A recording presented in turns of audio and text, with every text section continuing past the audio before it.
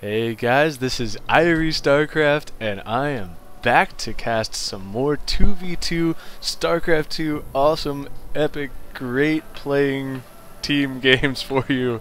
I don't know if that last part made sense, but either way, this will be the familiar team of Cubert, the red Terran, and his partner Aristeo, the blue Zerg. Their opponents will be Nuku, the teal Terran, and SaNY or New York, probably SaNY, because these guys are European. So yeah, he will be the orange Protoss player, and there's a lot of chat going on that I know malo means bad in Spanish, so so something is bad.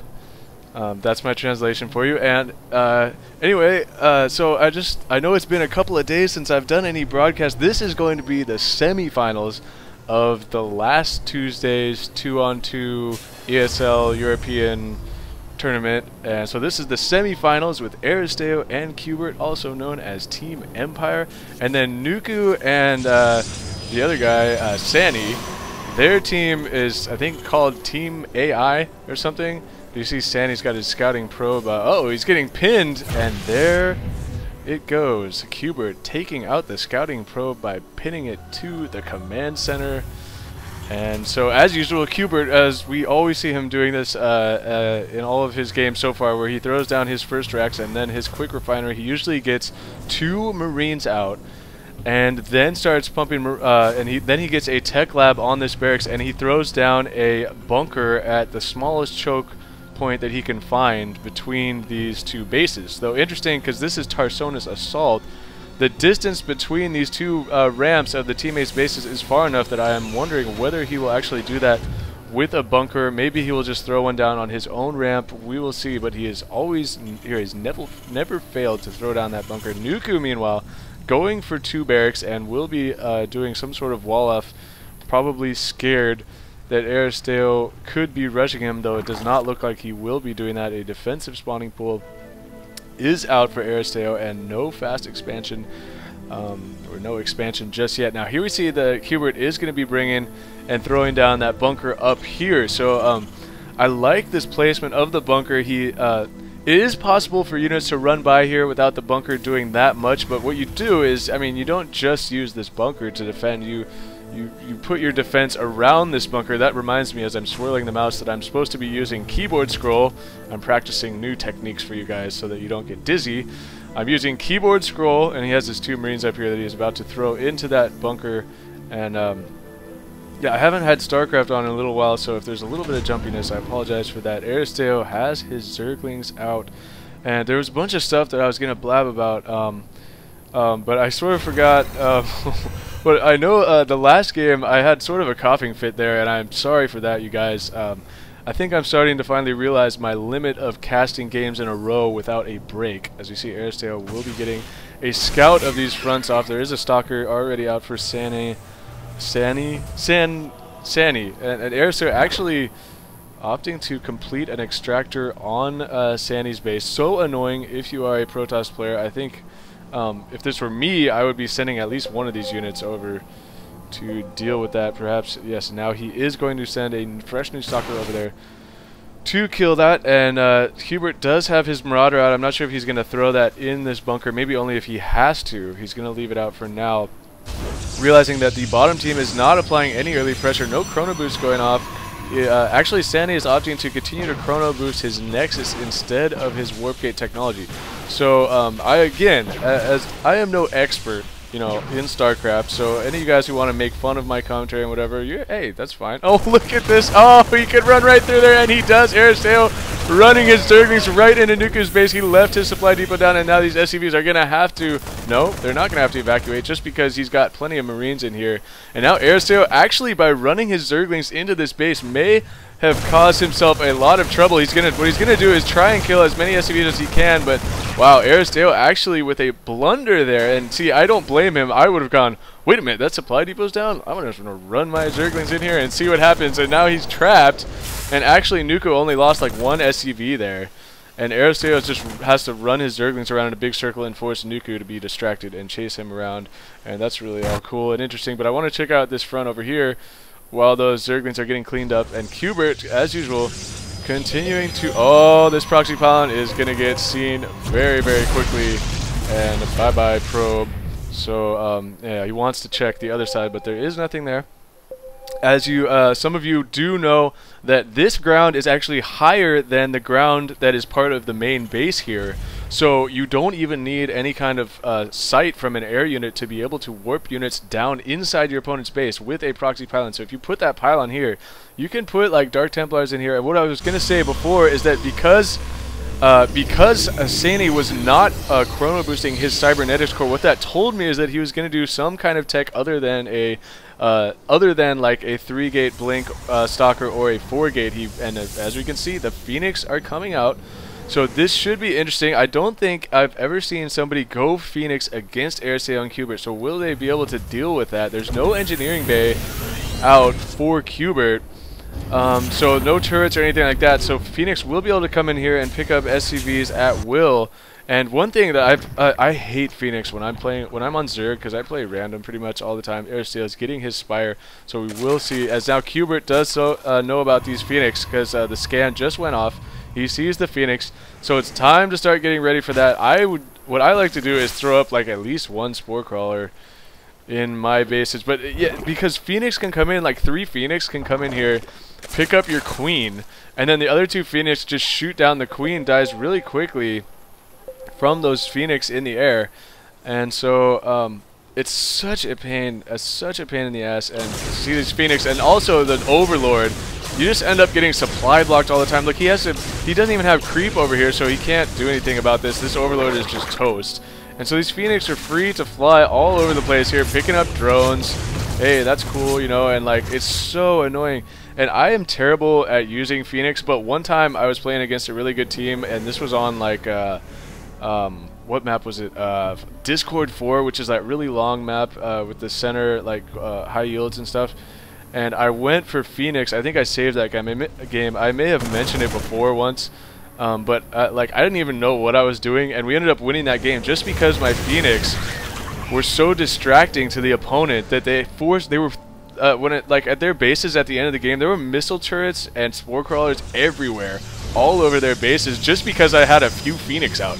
So something to be careful is you don't overcompensate for the Phoenix. You see Aristeo, this guy's obviously a pro, and I'm sure there'll probably be some people that say, hey Irie, there's no pros in 2v2, man.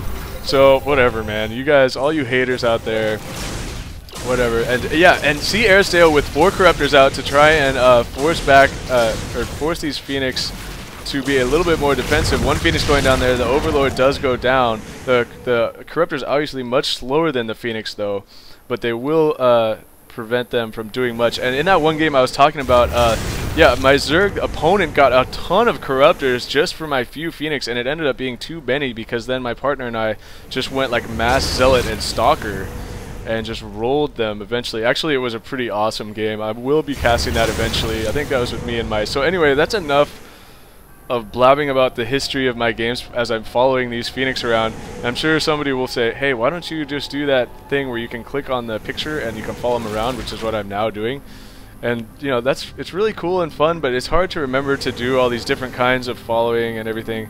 So I'm sorry if the camera jumps for you guys and stuff, and you know what, I'm just gonna stop apologizing because it's really lame. And now Nuku is coming in with 2 dropships full of Marines, and they are gonna get scouted by these Corruptors. They need to drop those Marines off right now, but it's not gonna matter because they're gonna get destroyed so fast right there. And as you see the spread of scouts and units going on for Aristeo and cubert across the front, they're really not allowing any kind of, you see the supply depot placement here to gain maximum possible vision. And normally what Aristeo does, see all these Overlords are just clumped in here to that rally point, but usually Aristeo spreads his Overlords out in a wall, like a vision wall. You see this one over here, and then there's this, he has the watchtower occupied. But anyway, I need to start talking about what everybody's building because I'm getting distracted on all these tangents. And it looks like Aristeo is actually making more and more Corruptors. So interesting, will we be seeing a possible hive tech, as we see the hive is morphing in right now, and probably going to see some Broodlord action from Aristeo. So this guy just never ceases to change up his strategy. He is so flexible, probably the most flexible Zerg player that I've seen yet, and so and so skilled. He reads and reacts to the situation so well. He knows there's a lot of Phoenix on the field, so he gets Corruptors out to deal with that. And then how can he make the most use out of those Corruptors? Turn half of them into Broodlords and start raining havoc. Because I don't see any Vikings or anything from Nuku down here. We do see, it looks like more and more barracks are coming down. So actually Nuku is going to try and press out here. Is he going to be trying to just sort of occupy this middle ground so that they can get additional expansions? SaNY, with usually the players that the guy that goes for Phoenix fast, they end up having nice map control. But if you really think about it, Aristeo and cubert have superior map control. They are throwing down additional expansions. Aristeo, his macro is out of control. He's already like totally fully saturated at his third base. His main is not even mined out at all. It's like half mined out, or a little bit more than half. So he is already on 3 base. He's getting the adrenal glands for Zerglings. So interesting, he is also pumping out a ton of Zerglings. So we're going to see some masslings and corruptors and broodlords. Well, I shouldn't say that he's going to get, okay, he says 25 seconds, greater spire ready. And then, wait, so he sort of was talking English right there, and then Potom Broody I go. So I don't know if that means bottom player or is it Vikings something. I'll stop trying to read that. I'm sorry. It looks like we might see a pretty big engagement going on right here, as it looks like Nuku and SaNY are trying to deny this third expansion, but look at cubert is in position. The siege tanks are going up for both players. Nuku still hasn't sieged his tanks up, and that's going to be critical. These corruptors are taking out all the medevacs and the marines down here for cubert. Look how late Nuku sieged up these tanks, and even the corruptors are even using corruption, their corruption ability on the siege tanks to speed up that process, and timing was everything in that battle. As you see, Nuku was not ready, as SaNY actually does now have 4 Void Rays and is fully charged up on this expansion. cubert is desperately trying to repair this command center. That is not going to happen. The corruptors, though, from Aristeo, he has quite a couple of Vikings as well from cubert, and these corruptors are going to quickly destroy these Void Rays. Even shooting and scooting Aristeo is to get the maximum amount of possible shots that he can before these Void Rays come into any kind of stalker and marine cover. But the Broodlords are out for Aristeo, and that spells disaster for the bottom team. He also has a crap load of Zerglings, and he giving the G sign, waiting for, he wants to go right now, but cubert needs to bring up these units here.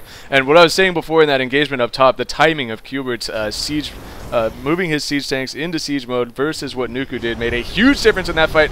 And here is going to be the engagement we've been waiting for. Look at all these Broodlords are going to start pecking away at all these units, and it's going to totally mess with the AI of these units. They're going to be firing away at Broodlings.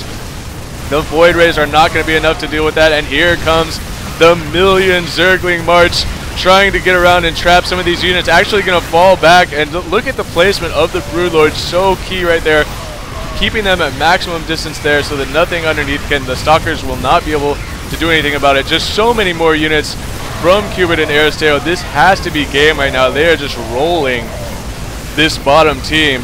So, I mean, this bottom team, there's no way. These guys are no slouches. I mean, this is the semifinals of the 2-on-2 ESL tournament, and GG's already. So, if there's any complaint that I have about these games, it's the fact that Aristeo and cubert have been so dominant. A pleasure to watch them play, but I would love to see a little bit more competitive match. Perhaps in the future we will see some more competitive matches with these players. This is game 1 out of a 3-game series in the semifinals, so I'm going to move on to the second game and cast that for you guys. This is Irie StarCraft. Thank you for watching. If you like these vids, give me a thumbs up and a subscribe. And by the way, I will be getting to some more of you guys' submissions as soon as I finish this 2-on-2 tournament. So thanks for watching. This is Irie StarCraft, and peace out.